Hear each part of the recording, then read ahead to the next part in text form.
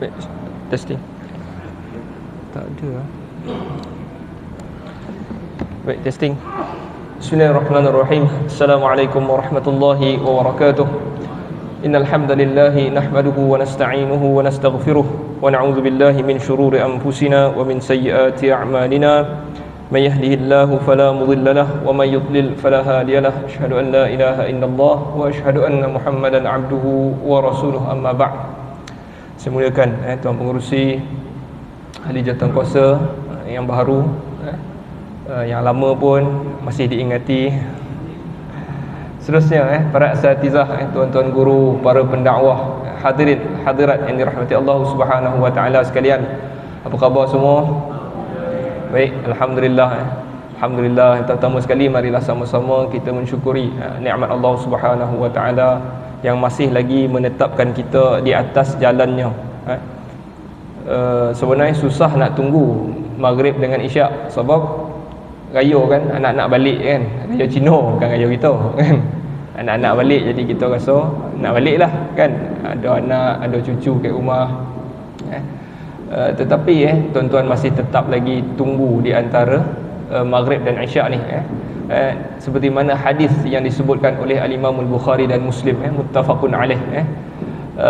Sabda Nabi SAW, la yazalu ahadukum fi salatin, sentiasalah seseorang kamu itu di dalam salat, madamatis salatu tahbisuhu, selagi mana salat itu yang menghalangnya, la yamna'uhu ila ayyanqaliba ila ahlihi, tidak ada benda yang menghalangnya untuk dia balik ke rumah, nak tengok anak dia, keluarganya, illa salah. Jadi kecuali salat. Tidak ada benda yang halang dia nak balik rumah, boleh balik dah. Tapi dia tak balik sebab dia tunggu salat. Jadi pahala orang macam ni, apa pahala dia tuan-tuan? Duduk dia di masjid, di surau, dikira sebagai pahala macam dia sedang salat. Pahala dia macam orang tengah salat, tapi tuan-tuan tak salat, duduk je dengar ataupun tunggu kan, baca Quran ke, berzikir kan. Pahala dia duduk tunggu salat itu seperti mana dia sedang bersalat. Jadi besarnya kita tunggu salat ni tuan-tuan. Pahala dia banyak lah. Okey, itu yang pertama, tentang tunggu di antara salat. Itu juga terpakai bukan maghrib isyak je. Jadi kalau salat-salat yang lain pun kita tunggu, kita datang awal kita tunggu tu pahala dia macam sedang bersolat. Jadi yang keduanya, para ahli jawatankuasa yang baru kan, tahniah saya ucapkanlah sesiapa yang dilantik itu. Cumanya kita kena ingat, sama-sama ingatlah, kerja kita untuk masyarakat, untuk masjid ni, sama-samalah kita ikhlaskan niat kita. Kita bukan menempatkan diri kita di dalam masyarakat. Kona pun orang kan, kita ada jawatan ke apa ke, orang kona, tujuan dia orang nak kona saya, tak. Tujuan dia adalah untuk kita dapat pahala, seperti mana Allah Ta'ala cerita di dalam surah Al-Insan, orang yang memberi makan itu kan, innama nut'imukum liwajhillah, dia bagi makan kepada orang miskin, dia beri makan kepada orang yang dia suka, orang miskin, dan juga tawanan. Dia bagi makan kepada orang. Apa tujuan dia bagi makan tu? Supaya orang tu terima kasih kat dia apa? Supaya orang tu terima kasih lah Tuhan kan, tak. Tujuan dia apa? Liwajhillah, kerana Allah Subhanahu wa taala. Jadi kita sama-sama bukanlah kosong, kita harap balasan tu bukan datang daripada orang, kita harap balasan tu datang daripada Allah Subhanahu wa taala. Okey, sedikit peringatanlah untuk diri saya dan juga semualah kan. Baik, seterusnya hari ini kita nak terus sambunglah kita punya kuliah berkenaan dengan doa-doa Nabi SAW ataupun doa-doa seharian Nabi SAW. Kita terus kepada teks kita 30 76. Okey, yang ni kita dah belajar, yang ni teks yang terakhir. Jadi ingat tak tuan-tuan, teks kita yang terakhir hari itu adalah sebelum tidur Nabi SAW buat apa ni? Baca surah Sajdah dan juga surah Al-Mulk. Ini dua amalan. 2 minggu lepas kita cerita tentang apa yang Nabi SAW buat sebelum daripada baginda tidur. Kenapa dia membaca surah Sajdah dan juga suratul Mulk? Kenapa dua surah ini menjadi pilihan? Kita dah ceritakan juga bahawa kedua surah ini terkandung di dalamnya kisah kehidupan selepas mati. Selepas kita mati, ada tak kehidupan lagi? Ada. Kehidupan yang kekal abadi. Di dalam dua surah ini menceritakan tentang peristiwa itu. Seperti mana dalam surah Al-Mulk kan. Awal-awal surah Al-Mulk tu pun Allah Taala dah cerita. Tabarakalladzi biyadihil mulk wa huwa ala kulli syai'in qadir. Allazi khalaqal mauta wal hayata liyabluwakum ayyukum ahsanu amala. Dia menciptakan mati dan hidup untuk dia uji kamu. Siapa di kalangan kamu yang paling baik amalannya. Kan? Jadi ini pun jadi perbahasan juga. Allah Ta'ala cipta kita ini, tujuan dia nak tengok siapa yang paling bagus amalannya. Dan bukan, ulama bincang tu bukan paling banyak amalannya, bukan, paling bagus. Jadi bagus itu apa? Para ulama bincang. Jadi mereka kata akhlasuhum, paling bagus itu apa? Akhlasuhum wa aswabuhum. Yang paling ikhlas, maksudnya dia tak ada niat lain buat benda tu, melainkan hanya untuk dapat pahala daripada Allah Ta'ala. Aku buat kerja ni, Allah Ta'ala yang beri aku pahala. Akhlasuhum, yang paling ikhlas, wa aswabuhum, dan yang paling tepat. Bagaimana nak dapat amalan yang tepat? Kita ikut amalan yang diajarkan oleh Nabi sallallahu alaihi wasallam. Ada orang cipta-cipta, buatlah tambah sikit. Itu bukan paling tepat, bukan. Jadi ahsanu amala, Allah Taala ciptakan kita untuk supaya kita dapat beramal dengan amalan yang paling baik. Okey, itu kenapa Nabi sallallahu alaihi wasallam baca dua surah itu, kehidupan selepas mati. Okey. Jadi kita nak teruskan dengan doa yang ke-13. Doa yang ke-13, doa tidur, doa yang dibaca sebelum tidur. Dan doa yang terakhirlah doa tidur. Bab ni kalau siapa yang suka tidur, dia suka bacalah. Tidur kerja kan. Jadi dia boleh bacalah. Okey. Jadi doa yang terakhir ni pun fadilat dia besar, tuan-tuan. Doa yang terakhir ni, tak apa, kita baca dulu dia punya teks ni. Mungkin tuan-tuan ada masa boleh lancarlah, sebab fadilat dia sangat besar. Baik, doanya berbunyi, Nabi SAW baca sebelum tidur, Allahumma aslamtu nafsi ilaik wa fawwadtu amri ilaik wa wajjahtu wajhi ilaik wa alja'tu zahri ilaik raghbatan wa rahbatan ilaik la malja'a wa la manja minka illa ilaik amantu bi kitabika alladhi anzalt wa bi nabiyyika alladhi arsalt. Okey, panjang sikitlah, 6 baris. Tapi kita nak tengok balik daripada mana datang doa ini. Kita tengok balik teks hadis. Okey, ini teks hadis. Hadis ini diriwayatkan oleh daripada Al-Barra, an Al-Barra bin Azib. Siapa Al-Barra bin Azib? Al-Barra bin Azib meninggal pada tahun 72 Hijrah. 72 Hijrah. Nabi SAW meninggal bila? 11 Hijrah. Jadi di antara dia dengan Nabi itu, beza dia adalah 61 tahun maksudnya. Nabi meninggal 11 Hijrah, dia meninggal 72 Hijrah. Jadi dia ni sempat banyaklah. Antara peperangan pertama, Al-Barra bin Azib ni nama dia, tuan-tuan. Okey, Al-Barra bin Azib. Jadi antara peperangan yang pertama, dia nak ikut Nabi, perang Badar, tetapi Nabi tak bagi, sebab dia kocik sangat ni. Jadi Nabi tak bagi ikut. Jadi dia ikut, kemudian beberapa tahun lepas tu dia ikut perang Uhud. Jadi itu peperang yang pertamalah dia ikut Nabi SAW. Okey. Lepas daripada itu, lepas Nabi SAW wafat, dia ni terlibatlah dalam pembukaan pada zaman Abu Bakar. Apabila Abu Bakar mula besarkan empire, nak buka tanah-tanah yang baru, seperti Iraq, Parsi. Parsi berjaya dibuka pada zaman Umar kan. Jadi dia ikut perang tu. Jadi dia berjaya buka tanah-tanah yang baru. Al-Barra bin Azib berjaya buka tanah-tanah baru di bawah pemerintahan Abu Bakar dan juga Umar. Lepas daripada tu, pada zaman Ali, kalau tuan-tuan ingat, pada zaman Ali memerintah, Ali bin Abi Talib memerintah, apa yang berlaku? Masyarakat tak bersepakat, dia pecah pada zaman Ali tu. Jadi dia ni tim, maka terpecah beberapa kumpulan lah. Ada yang penyokong-penyokong Ali, ada yang penyokong-penyokong Aisyah, ada penyokong Muawiyah, Bani Umayyah.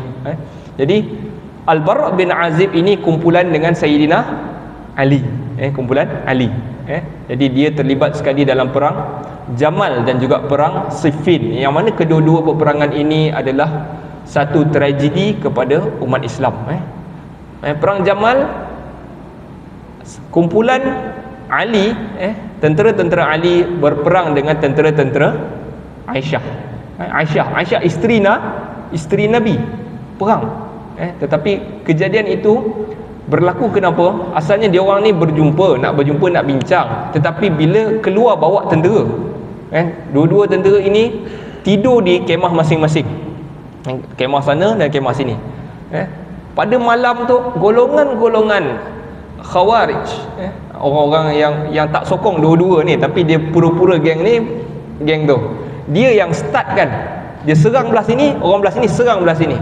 Lalu apabila Ali bangkit, tentera Aisyah serang kita, Aisyah pun sedar, tentera Ali serang kita. Jadi mereka pun berperang.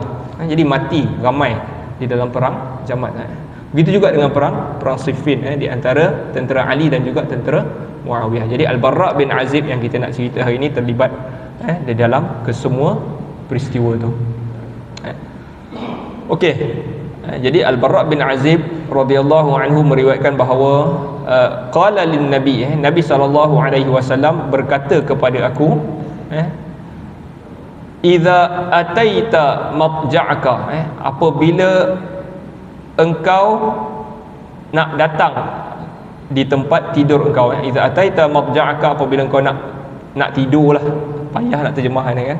Apabila engkau nak tidur, nak start baring tu, apa yang Nabi pesan kepada Al-Bara', fatawadda wudu'aka lis-salah, maka engkau berwuduklah seperti mana wuduk engkau untuk solat. Ini dia perkataannya, berwuduklah engkau seperti mana wuduk engkau untuk engkau mengerjakan salat. Jadi tak ada beza wuduk nak tidur dengan wuduk nak salat, sama. Jadi kita wuduk tu lengkap, muka basuh habis, tangan basuh habis sampai kaki. Habis ambil wuduk, Nabi pesan kepada Al-Bara', summa taji' ala shiqqikal ayman, kemudian baringlah, summa taji', baringlah, ala shiqqikal ayman, di atas lambung kanan engkau. Jadi kita dah cerita beberapa kali, maknanya para ulama cuba bagi sebab kenapa nak kena sebelah kanan, kan? Jadi adalah beberapa alasan, wallahu taala alam. Antara pendapat mereka mengatakan bahawa ia mudah untuk bangkit. Kalau kita start baring belah kanan, kan, dia mudah nak bangkit untuk solat. Adalah beberapa sebab perubatan dia bagi, kan, tapi wallahu taala alam. Tetapi kalau orang tu memang tak boleh, tak payahlah, kan, tak boleh. Tapi kalau dia belah-belah mana pun boleh, baringlah belah kanan, ambillah sunnah, kan, ambillah contoh yang Nabi ajar tu. Tapi kalau dia ni memang tak boleh, dia kena sandar macam ni, baru dia boleh tidur, tak apalah, kan. Okey. Siapa yang boleh, yang mana-mana arah pun dia boleh tidur, jadi baringlah belah kanan. Dan kita bagi tahu juga, jangan tidur di atas perut. An-naum 'alal batan, maknanya meniarap itu adalah tidur yang dibenci, tidur yang dibenci. Okey, jadi kita jangan tidur meniaraplah. Kanan boleh, kiri boleh, belakang pun boleh. Okey, lepas Nabi kata ambil wuduk, baring belah kanan, kemudian Nabi bagi tahu, summa qul, kemudian katakanlah, Nabi suruh Al-Bara' sebut Allahumma, ya Allah. Kita terus tengok makna kat sini lah. Allahumma ya Allah, aslamtu wajhi ilaika, aku menyerahkan, ini lafaz lain lah. Ini lafaz lain sikit, kita tengok lafaz Bukhari dan Muslim. Aslamtu nafsi. Okey, ini lafaz Imam Muslim lah, kita tengok yang ni. Besarkan sikit. Okey, ini lafaz dia.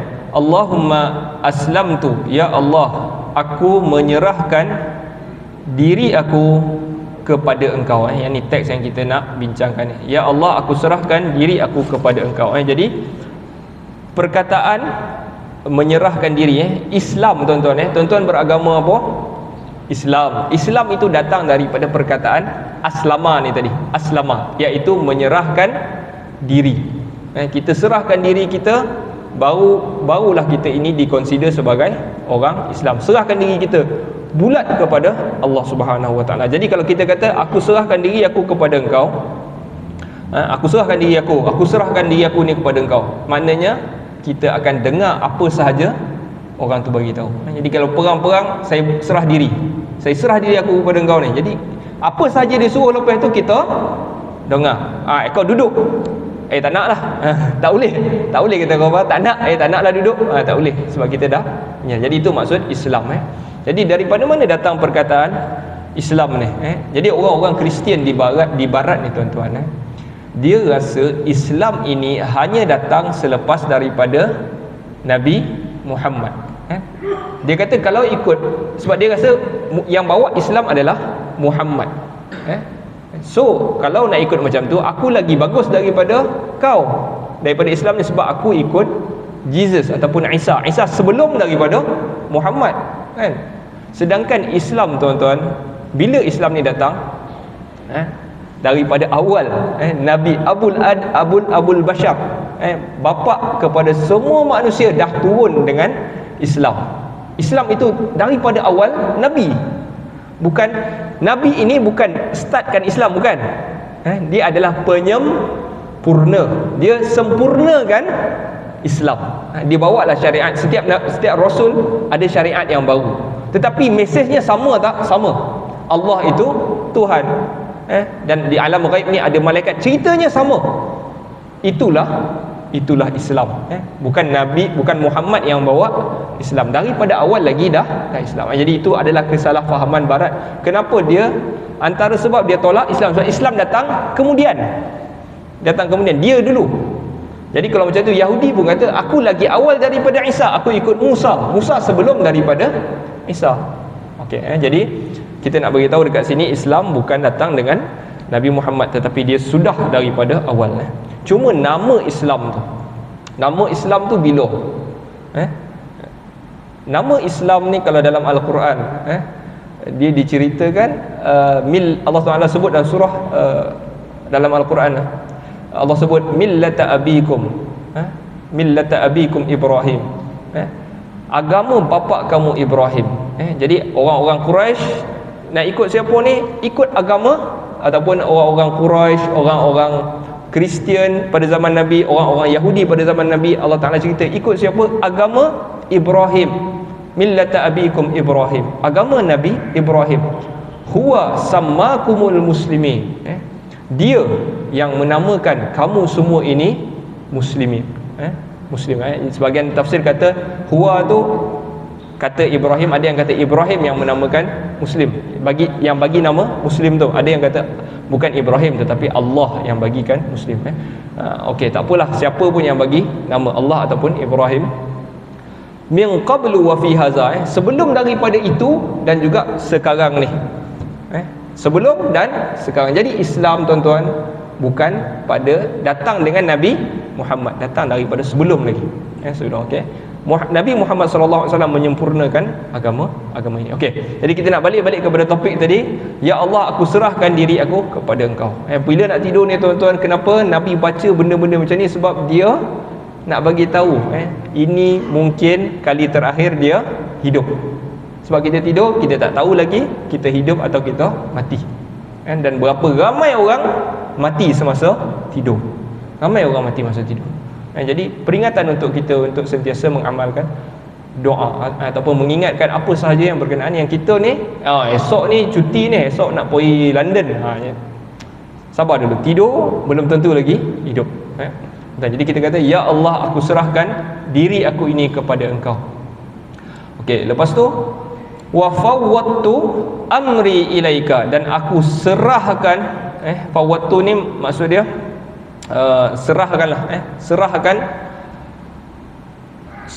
urusan aku kepada engkau, wa fawwadtu amri ilaik. Fawwadtu ni tadi tuan-tuan, fawwadtu ni perkataan dia dalam akidah gitu, dalam pecahan memahami ayat-ayat mutasyabihat di dalam mazhab-mazhab di dalam agama ni, ada sekurang-kurangnya ada 3 bagaimana memahami ayat mutasyabihat, kan? Ayat ni sama-sama nak faham macam mana, jadi terbahagi kepada 3 kumpulan. Kumpulan pertama, dia isbatkan terus. Contoh ayat Ar-Rahman. Ar-Rahman itu siapa Ar-Rahman? Allah lah, yang penyayang itu. Alal arsh, di atas arash. Istawa. Okey, istawa itu adalah ayat yang samar-samar. Istawa tu kalau kita terjemahkan boleh jadi maksud dia atas dan tinggi, tinggi dan atas. Tinggi dan atas. Sebahagian boleh kata istawa ni maksud dia duduk jugalah. Okey, jadi kalau itu maksud asal dia, takkan Tuhan di atas, kan? Sebab sebahagian orang kata tak boleh nak, Allah tu tidak ada arah. Macam mana nak kata dia di atas? Jadi golongan yang pertama, isbatkan saja. Ya, seperti mana Allah kata itulah maksud dia. Itu golongan pertama, isbat. Golongan kedua, takwil. Takwil maksudnya dia cuba tafsirkan balik maksud istawa tu. Dia kata istawa bukan maksud dia yang atas dan tinggi tu, maksud dia adalah istaula, menguasai. Itu golongan yang kedua. Yang pertama tadi isbat, percaya macam mana ayat tu. Yang kedua takwil, dan yang ketiga adalah tafwid. Tafwid ni saya tak tahu, saya serahkan saja kepada Allah. Yang inilah perkataan ni, fawwada ni. Fawwada, tafwid, dia serahkannya. Saya tak tahu, saya serah saja pada Allah. Ada beberapa pendapat lah tentang ayat mutasyabihat. Jadi saya bukan nak cerita mazhab-mazhab tu, saya nak cerita perkataan ni. Jadi macam saya tak tahu, saya serahkan saja urusan aku kepada Allah. Jadi dia pertama dia kata aku serahkan diri aku. Diri ni aku serah kepada Allah. Urusan-urusan aku ni, yang aku nak tidur kejap lagi ni, apa yang aku tinggalkan, perniagaan, pekerjaan, anak, isteri, bapa mertua, kan? Bapa mertua kok seorang, kok 2 orang, bapa mertua kedua, kan? Contoh tuan-tuan, mak mertua kedua, contoh. Okey, lepas tu segala-gala ni aku serahkan kepada engkau. Fawwadtu amri ilaika, maksud dia apa? Tawakal, aku serah diri kepada, serah urusan ni semua kepada Allah Subhanahu Wa Taala. Okey, perkataan yang seterusnya, wa wajjahtu wajhi ilaik, dan aku menghadap. Wajah maksudnya wajah, muka. Wajah tu aku menghadapkan muka aku. Wajah tu wajhi, aku hadapkan muka aku ini kepada engkau. Apa maksud dia tuan-tuan?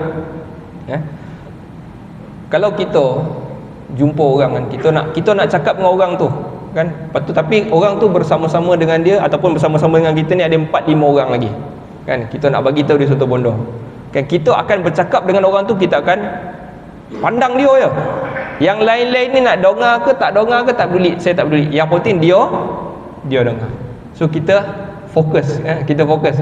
Jadi itulah kita ini, kita tak harap kita buat sesuatu benda, kita amal sesuatu benda, kita tak harap orang lain pandang. Kita hanya fokus kepada wajah tu wajhi ilaika, aku fokus pada engkau. Yang ni ikhlas, ikhlas. Aku buat ni bukan sebab yang tepi-tepi ni dah, bukan, tetapi hanya untuk engkau. Sebab tu kita baca di dalam doa kunut, kan, Allahu akbar kabira walhamdulillahi katsira subhanallahi bukratan wa asila. Lepas tu wajjahtu wajhiya lillazi fatara as-sama, aku menghadap muka aku ini kepada yang mencipta langit, langit-langit. Okey, jadi itu maksud wajah, okey. Jadi kita ulang balik, aku serahkan diri aku serahkan urusan aku, bermaksud tawakal, dan aku menghadap muka aku ini kepada engkau. Maknanya aku buat ini semua untuk engkau, ikhlas. Okey. Wa alja'tu zahri ilaik. Okey, wa alja'tu zahri ilaik. Kata yang seterusnya, alja'a ni sebenarnya maksud dia berlindung. Aku cari tempat nak lindung. Tetapi bila kita kata alja'tu zahri, macam maksud dia aku nak sandar belakang aku. Zahri ni belakang aku. Kalau kita ni tuan-tuan, Kita dah tak boleh nak buat apa dah. Yo, aduh, terduduk orang tu kan, tersandar dia. Dia macam tak boleh nak buat apa dah. Lebih kurang maksud dia macam tu lah. Aku perlukan satu tempat untuk, sebab aku dah tak boleh nak buat apa dah.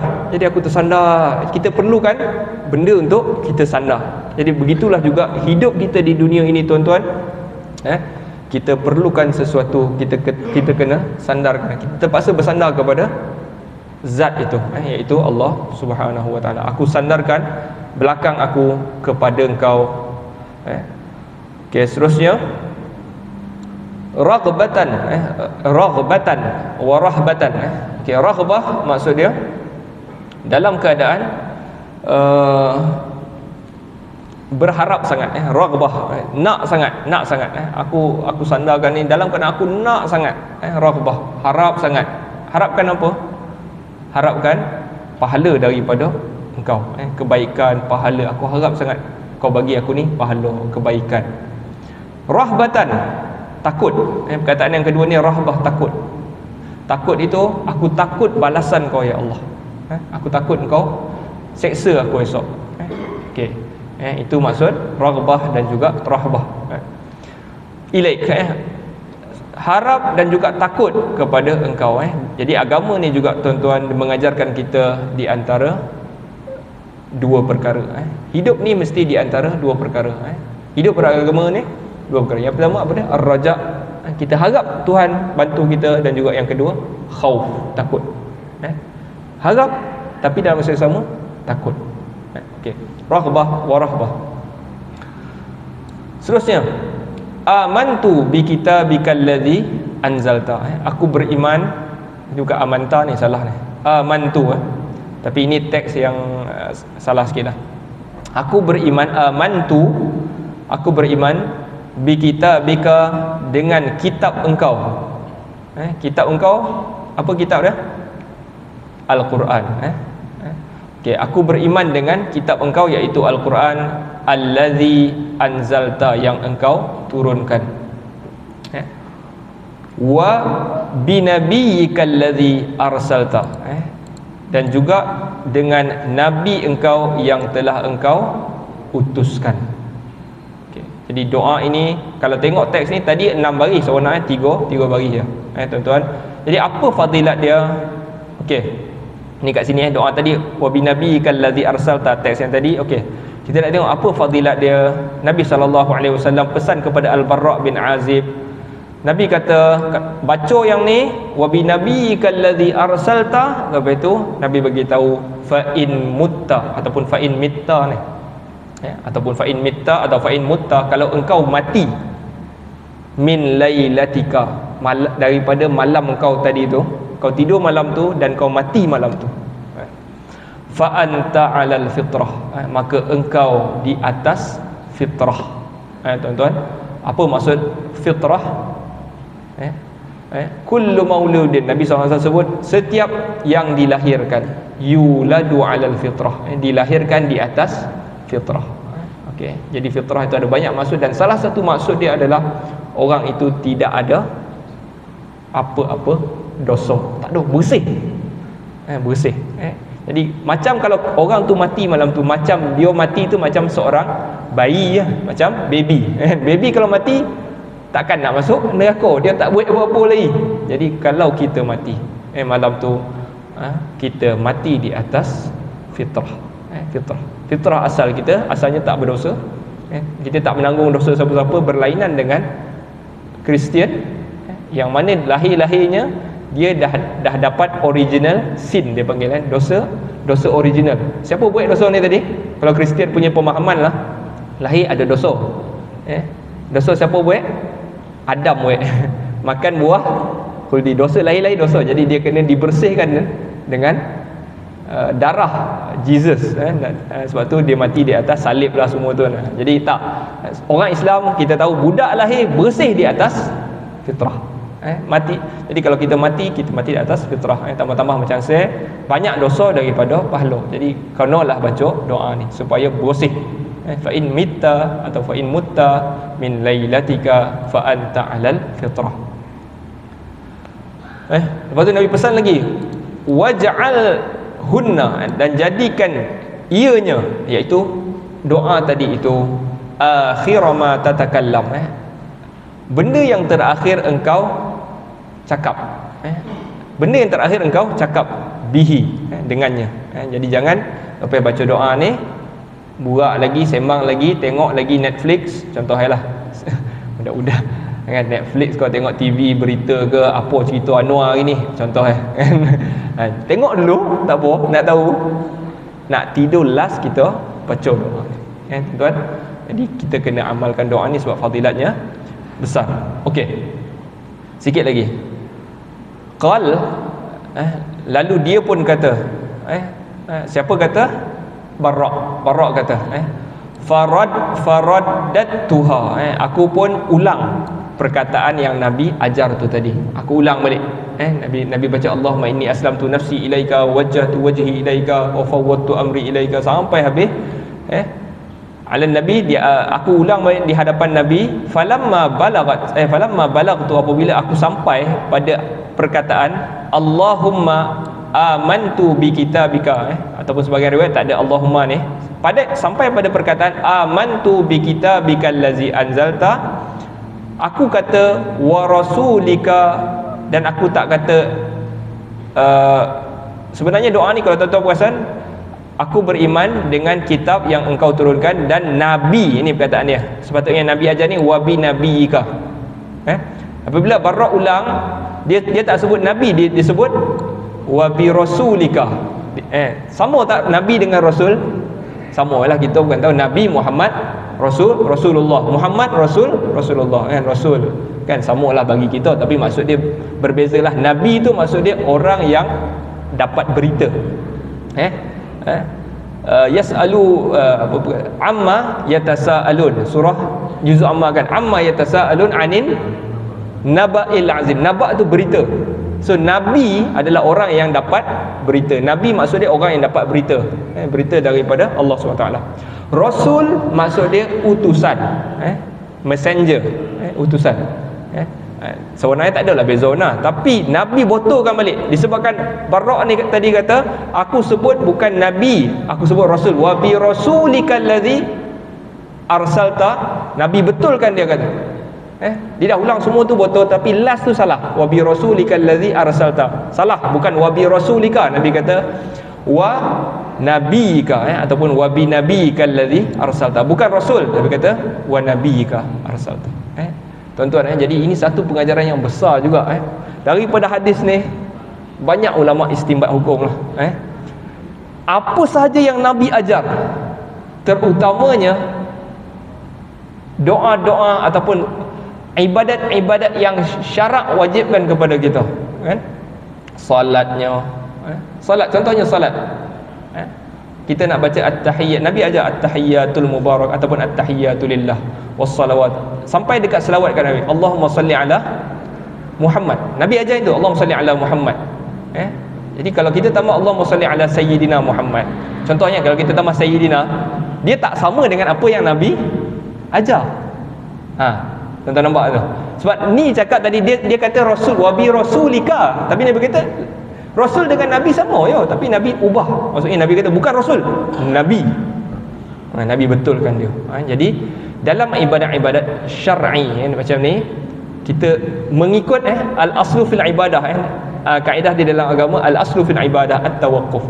Asal dalam ibadah adalah tawaqquf, stop. Apa yang Nabi buat itu kita buat ibadat asalnya. Okay, jadi baru-baru ni kan ada isu azan di Selangor, tuan-tuan. Ada tengok dalam WhatsApp tak? Ada nampak tak? Saya pun tak nampak, saya tengok dalam Facebook. Ada azan di Selangor baru-baru ni, dia azan asyhadu anna sayyidana Muhammadur Rasulullah. Dia tambah sayyidana, sayyid anna, sebab anna dekat situ jadi isim inna, isim anna jadi sayyidah, anna sayyidana Muhammadan Rasulullah. Okey. Jadi boleh tak kita macam nak tambah benda ni? Nak tambahkan, kan bagus. Sayyid tu maksud dia tuan, ataupun dalam bahasa moden sayyid means encik, kan? Kita tambah tuan Muhammad. kan? Bagus untuk kalau kita ucap depan-depan ataupun kita ucap selain daripada ibadah mahdhah ni tadi, ibadah-ibadah yang khusus ni tadi, bagus, bolehlah tambah. Tetapi dalam ibadah yang macam khusus ni jangan kita tambah. Ini doa tidur tuan-tuan, ini doa tidur. Nabi betulkan balik. Nabi tak kata bolehlah, tak. Nabi betulkan balik. Okey, jadi isu tu mungkin boleh, hadis yang kita belajar hari ni dia mungkin boleh menjadi hujah untuk kita, untuk ibadat salat, azan, kan, benda-benda yang dia panggil syiar ni, syiar agama ni kita tak payah tambah. Tapi kalau kita nak amalkan selawat yang biasa kita selawat, Allahumma salli ala sayyidina Muhammad, tak apalah. Tak apa kita nak selawat macam tu kan, kita rajin selawat Allahumma salli ala sayyidina Muhammad, Allahumma salli ala sayyidina, silakan. Tapi di dalam syiar agama, ibadah-ibadah ni jangan kita tambah. Sebab Nabi betulkan dia ni, Nabi betulkan dia ni. Kan kalau kita tambah-tambah, kalau kita, Nabi ada dengan kita, confirm Nabi betulkan. Jadi jaga-jaga kita dengan penambahan begitu. Okey. Jadi habis satu doa tuan-tuan berkenaan dengan, jadi nak tambah satu lagi ni saya tak beranilah. 8.37. Sekarang 8.30. 2 minit, 3 minit. 3 minit. Okey. Jadi saya ingat saya berhenti dulu dekat sini pada doa. Dan doa ni tuan-tuan macam mana kita nak amal, kita mula-mula kono lancarlah tuan-tuan. Besar fadilat dia ni antara doa yang doa tidur yang saya sendiri lancarlah. Saya lancar kan, sebab saya baca tengok fadilat tu wow. Kan, jadi kita kadang-kadang lupa je kan, lancar dah tapi lupa, malam tu ngantuk tertidur je kan. Tapi kita usaha untuk baca jugalah. Jadi kita cuba usaha untuk lancar, sebab makna dia yang begitu besar. Kita serahkan diri kita kepada Allah, kita menghadap kepada Allah, kita perlukan Allah, tawakal kepada Allah. Apabila kita perlukan tawakal kepada Allah, kita harap dan juga kita takut kepada Allah. Banyak maksud yang besar, iman yang banyak di dalam maksud ini. Wallahu ta'ala alam. Jadi saya berhenti dulu di sini. Tak ada soalan ke tuan-tuan? Okay, nas'alullah ta'ala yanfa'ana bima sami'na wa yaj'alana hudatan muhtadin. Sallallahu ala sayyidina Muhammad wa ala alihi wa ashabihi ajma'in. Walhamdulillahi rabbil alamin.